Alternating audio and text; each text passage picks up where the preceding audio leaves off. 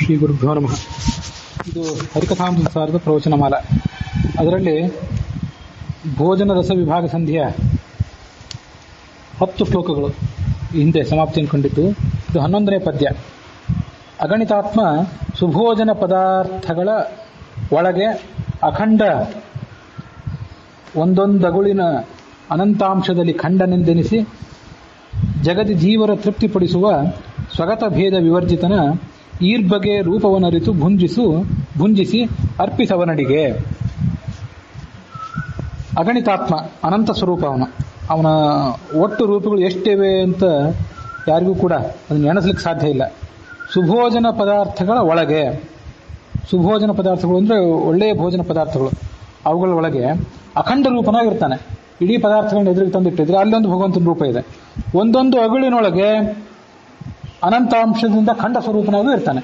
ಒಂದೊಂದು ಅಗುಳಿನಲ್ಲಿ ಒಂದು ರೂಪ, ಇಡೀ ಅನ್ನವನ್ನು ತಂದಿಟ್ಟಿದ್ರೆ ಆ ಪಾತ್ರೆಯಲ್ಲಿ ಮತ್ತೊಂದು ರೂಪ, ಹೀಗೆ ಅನಂತ ರೂಪಗಳಿಂದ ಇದ್ದಾನೆ. ಅಖಂಡಾಂಶದಲ್ಲಿ ಖಂಡನೆಂದೆನಿಸಿ, ಆ ಅನಂತಾಂಶದಿಂದಲೇ ಖಂಡನೆಂದೆನಿಸಿ. ಹಾಗಾಗಿ ಒಂದೊಂದು ಅಗುಳು ಆ ಅನ್ನದ ಒಂದೊಂದು ಭಾಗ ಅಂತ ಅನಿಸ್ಕೋತದೆ. ಆ ಭಾಗದಲ್ಲಿ ಭಗವಂತನ ರೂಪ ಇದೆ, ಇಡೀ ಅನ್ನದಲ್ಲಿ ಕೂಡ ಭಗವಂತನ ರೂಪ ಇದೆ ಅಂತ ತಿಳ್ಕೊಳ್ಬೇಕು.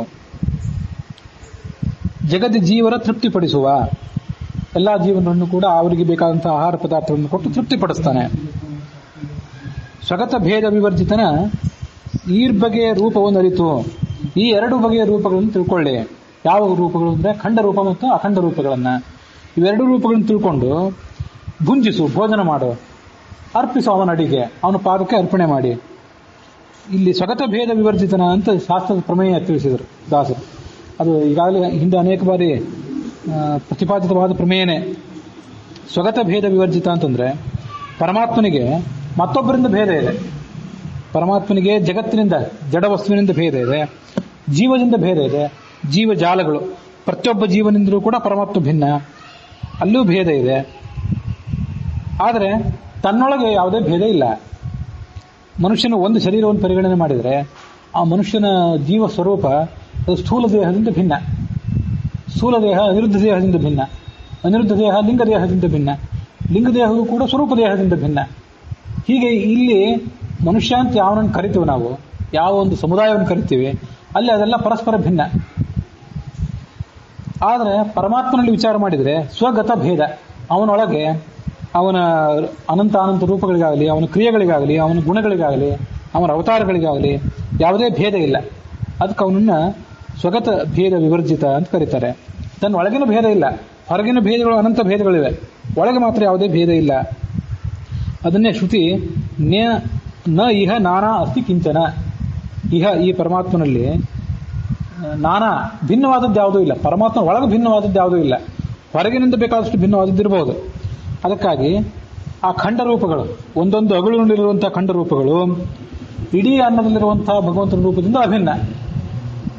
ಇಡೀ ಅಗುಳು ಅನ್ನದಲ್ಲಿರುವಂಥದ್ದು, ಇಡೀ ಸಾರು ಮತ್ತು ಇಡೀ ಯಾವುದೋ ಭಕ್ಷ್ಯದಲ್ಲಿರುವಂತಹ ಭಗವಂತನ ರೂಪ ಏನಿದೆ, ಅದಕ್ಕೆಷ್ಟು ಶಕ್ತಿ ಸಾಮರ್ಥ್ಯಗಳಿರಬೇಕು, ಅಷ್ಟೇ ಶಕ್ತಿ ಸಾಮರ್ಥ್ಯ ಆ ಅಗುಳಿನಲ್ಲಿರುವಂಥ ರೂಪದಲ್ಲೂ ಇದೆ.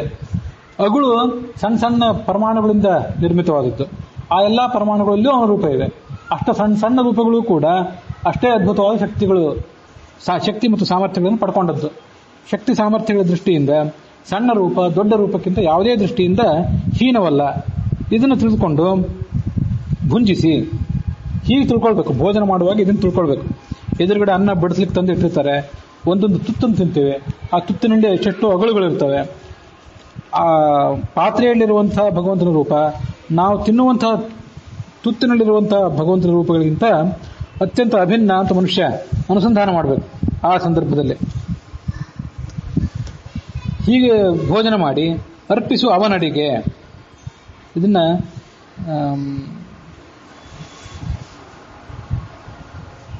ಯತ್ಕರೋಷಿ ಯದಶ್ನಾಸಿ ತತ್ಕುರುಷ್ವ ಮದರ್ಪಣಂ ಅಂತ ಭಗವದ್ಗೀತಾ ಶ್ಲೋಕ ಇದೆ.